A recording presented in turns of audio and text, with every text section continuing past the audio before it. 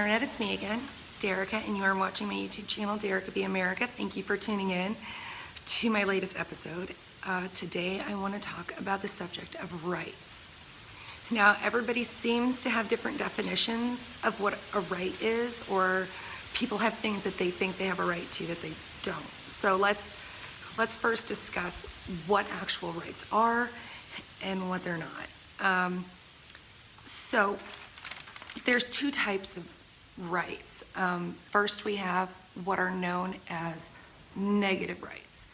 And negative rights is really simple to understand. What that is here's me and there's you. And anything that pushes into my area that I don't like, I have a right to not have that done to me. You know, this is the simplest terms. Really, a negative right is anything that somebody else could do to you that you have a right to defend yourself against. And these are entirely legitimate. This is the very basic foundation of human self-ownership. Now, a positive right is the idea that you have a right to something from someone else. You have a right to require somebody else to do something on your behalf or to give you something. This is illegitimate because this is actually based on the same concept as slavery. When you claim a right to something that someone else has or to actions from that person, you are making a claim of ownership over that person.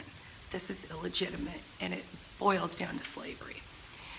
So that's kind of the basic rundown on what actually are rights and what actually are not rights.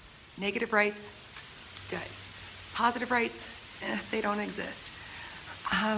So let's explore this through a couple of the main issues that keep popping up in American politics.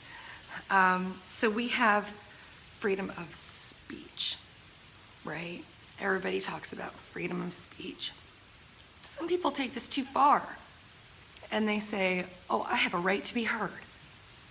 No, you don't have a right to be heard because then you are putting the burden of action on another person. You have a right to speak.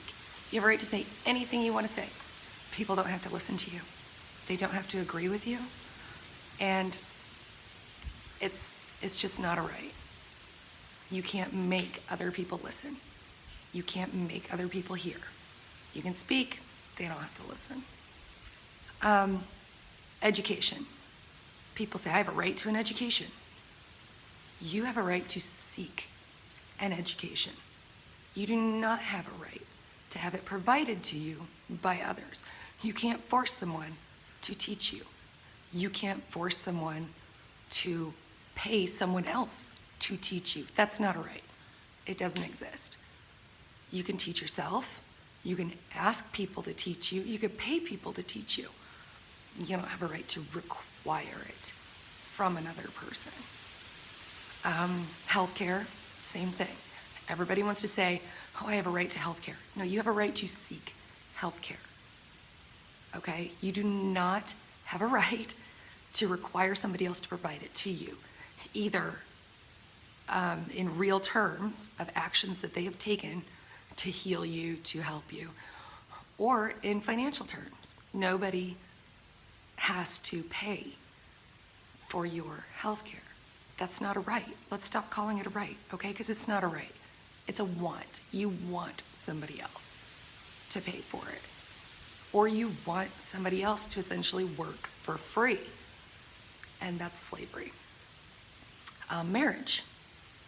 You know, we hear a lot about gay marriage in this country. You know what? Getting married is a right. It's an absolute right. You do what you want to do. I absolutely support that in every way. Where your rights end is when you try to force other people to participate in your marriage. And that, it's not just gay marriage. This is for everybody. It applies to absolutely everybody who wants to get married. As long as all parties involved are consenting adults, it's nobody else's business. Absolutely nobody else's business. You have every right to do that. You just don't have a right to require actions or even acceptance from other people. People say, I have a right to not be judged. No, you don't. You really don't. You know, humans judge. It's what we do. It just means that we're running through value equations in our heads. It just means that we're balancing certain things against how we feel about them and deciding where we stand on them. That's all judgment is. So you don't have a right to not be judged. You don't. You know, maybe people want to judge me for getting married and having kids. You know, a lot of people think the earth is overpopulated. People want to judge me for that, fine.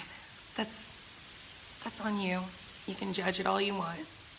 You just can't try to force me not to. And that's really what rights are about. Everybody has a line. There is kind of a, let's call it a bubble of personal agency around each person. I don't have a right to step into yours and to demand and be aggressive and expect things from you. I don't have a right to do that. All I have a right to is to expect you not to step into my bubble of personal agency. So now that we kind of understand what actual rights are, I want you to ask yourself,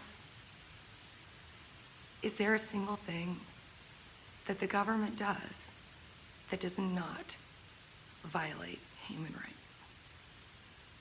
Is there anything they do that is not based in coercion? And coercion is a violation of rights. It absolutely is. I've said it before and I'll say it again. The government doesn't give you rights. You were born with rights. You were born with freedom. The only thing any government can ever do is take those things away. And they can only do it by forcing you, by coercing you. Everything they do is based in coercion. Think about it.